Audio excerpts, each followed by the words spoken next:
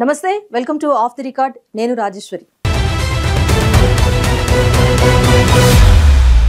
శేషాచలం అడవుల్లో పట్టుబడిన 25,000 కోట్ల రూపాయల ఎర్రచందనం గొడౌన్లలో మగ్గిపోతోంది. ఆ నిల్వలను విక్రయించడానికి ప్రభుత్వం టెండర్లు పిలుస్తూ ఉంటే స్మగ్లర్లు తెలివిగా వాటిని అడ్డుకుంటున్నారంట. హనీ ట్రాప్తో అధికారులకు వలవేస్తూ, ఇన్ఫార్మర్ల పేరుతో అధికారులకు కుచ్చుటోపి పెడుతూ రెడ్ శాండిల్ స్మగ్లింగ్ యథాతథంగా కానిస్తున్నారంట. కొంతమంది అధికారుల ఉదాసీనతతో వారి కార్యకలాపాలు కొనసాగుతూనే ఉండటం విమర్శల పాలవుతోంది.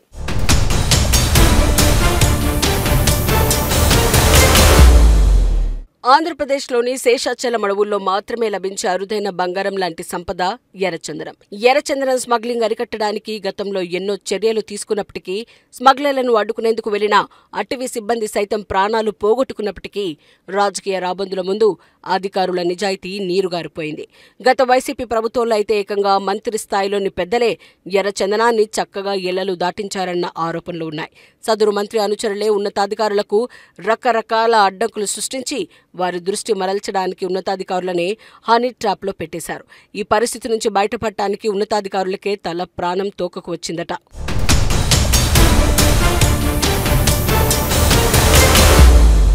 ప్రభుత్వం కూడా ఉన్నతాధికారుల నిజాయితీని శంకించే విధంగా మాయలో పెట్టేసిన స్మగ్లర్లు తమ స్మగ్లింగ్ దందాన్ని సాఫీగా జరిగేలా చేసుకున్నారు. ఇక చివరికి ఎంత నిజాయితీగా పనిచేసినా ప్రభుత్వం వైపు నుంచి సరైన సపోర్ట్, భద్రత లేని పరిస్థితుల్లో ఉన్నతాధికారులు స్థానికంగా ఉన్న పరిస్థితులకు అనుగుణంగా మారిపోయారు. స్మగ్లర్లను పట్టుకోవడానికి వాళ్లలోనే ఉన్న స్మగ్లర్లను ఇన్ఫార్మర్లుగా మార్చుకుని బండిలాగించే పనిలో పడ్డారు. దీంతో స్మగ్లర్ల పని కూడా మరింత సులువుగా తయారైంది. అధికారుల దృష్టిలో తాము ఇన్ఫార్మర్లని చెప్పుకుంటూ స్మగ్లర్ల వైపు నుంచి తమకు కావలసిన సరుకును ఎల్లలు దాటిస్తూ 10 లారీలు బయటకు వెళ్తే 1 లారీని ఉన్నతాధికారులకు పట్టిస్తూ తెలివిగా తమ దందాన్ని నడిపిస్తున్నారట.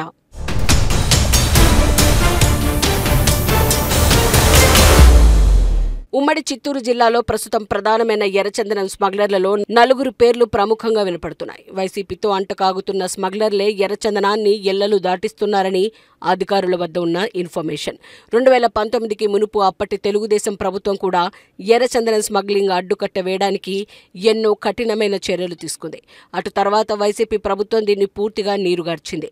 మళ్లీ ఇప్పుడు పరిస్థితి యథావిధంగా కొనసాగుతోంది. ఒక రకంగా చెప్పాలంటే రాష్ట్ర ప్రభుత్వం కేంద్ర పెద్దలతో కూడా సత్సంబంధాలు పెంచుకుని స్మగ్లర్లు ఓ రకంగా సమాంతర మాఫియాను నడుపుతున్నారు. అధికార వ్యవస్థ కూడా ఈ మాఫియా సామ్రాజ్యాన్ని చూసి ధైర్యంగా ముందడుగు వేయలేని పరిస్థితిలో ఉందట.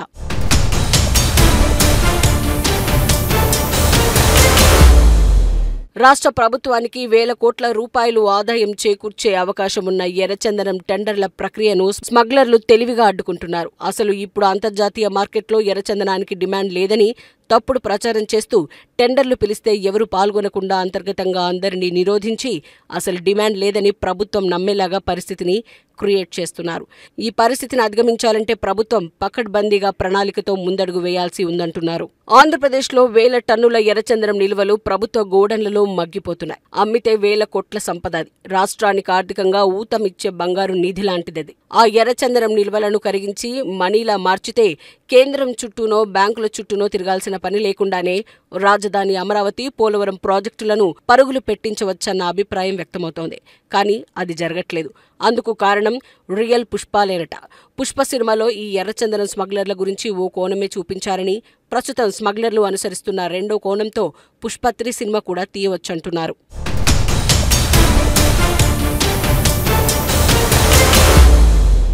శ్రీ మహావిష్ణువు కొలువైన శేషాచలం అడవుల్లో దాగిన బంగారు నిధి ఎర్రచందనం. ప్రపంచంలో ఎక్కడా లేని ఈ అరుదైన కలపకు అంతర్జాతీయ మార్కెట్లలో క్రేజ్ అంతా ఇంత కాదు. 1 టన్ను రెడ్ శాండిల్ ధర 2 నుంచి 3 కోట్లుంటుంది. చైనా, జపాన్లలో ఈ ఎర్రచందనంతో లగ్జరీ ఫర్నిచర్, సంగీత వాయిద్యాలు, ఔషధాలు తయారవుతాయి. చైనాలో అయితే కొత్త జంటకు ఎర్రచందనంతో తయారు చేసిన అత్యంత విలువైన వస్తువులు కానుకగా ఇవ్వడం సాంప్రదాయమైన ఆనవాయితీ. దానికోసం వాళ్ళు మన ఎర్ర బంగారాన్ని ఎంతైనా సరే పెట్టి కొనడానికి ఎగబడతారు. కానీ ఈ సంపద రాష్ట్ర ఖజానాకు చేరకుండా స్మగ్లర్లు దోచుకుంటున్నారు. పుష్ప లాంటి క్యారెక్టర్లు ఎర్రచందనం స్మగ్లింగ్ ను బాగా హైలైట్ చేశాయి. పుష్పపుణ్యమా అని అడవుల్లో చెట్లు నరకడం దగ్గర నుంచి షిప్పుల్లో దేశం దాటించేదాకా ఆ సినిమా చూసిన అందరికీ ఒక క్లారిటీ అయితే వచ్చేసింది. అయితే రియల్ లైఫ్ లో స్మగ్లర్లు ఆడే ఈ డ్రామా మరింత థ్రిల్లింగ్ గా ఉందంటున్నారు. రియల్ పుష్పరాజులు నడిపించే దందాలో ఎవరికీ తెలియని మరో కోణం దాగి ఉంది. పోలీసులు కళ్ళుగప్పి స్మగ్లింగ్ చేయడమే కాదు, ఒకవేళ పోలీసులకు సరుకు పట్టుబడినా సరే మార్కెట్లో తమ ఆధిపత్యమే కొనసాగేలా చేయగల స్కిల్ ఈ రియల్ పుష్పాలది.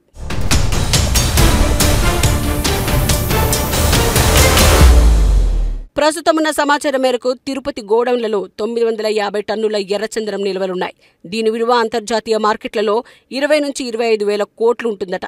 కానీ ఈ నిల్వలు వేలం వేయాలంటే స్మగ్లర్లు అడ్డుపడుతున్నారు.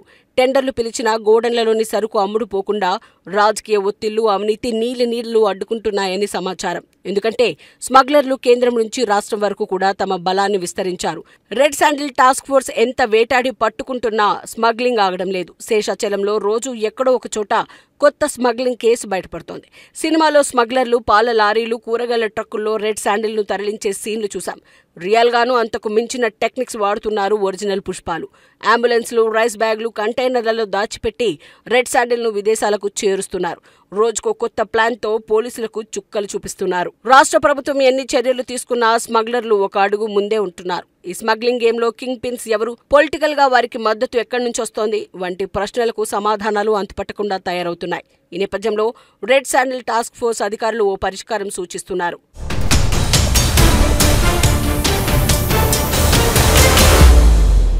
ఒక్కసారిగా 1000 టన్నుల ఎర్రచందనాన్ని గ్లోబల్ మార్కెట్లో వేలం వేయాలి. ప్రభుత్వాల నుంచే నేరుగా ఎంత కావాలన్నా ఎర్రచందనం కొనుక్కునే మార్గాలుంటే ఇక స్మగ్లర్లపై ఆధారపడాల్సిన అవసరం చైనా, జపాన్ దేశాల వరకు ఉండదు. ఇలా చేస్తే స్మగ్లర్ల మార్కెట్ కుప్పకొలుతుంది.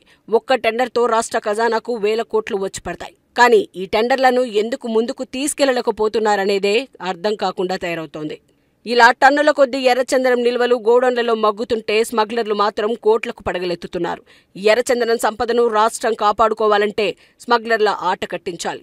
సర్కార్ ధైర్యంగా తీసుకునే ఒకే ఒక్క నిర్ణయం గ్లోబల్ టెండర్ రాష్ట్ర భవిష్యత్తును మార్చేయగలదన్న అభిప్రాయం వ్యక్తమవుతోంది. లేదంటే గోడౌన్లలో దాచి ఉంచిన వేల కోట్ల ఎర్రచందనం సంపద స్మగ్లర్ల చేతిలోనే ఆవిరయ్యే ప్రమాదం ఉందంటున్నారు.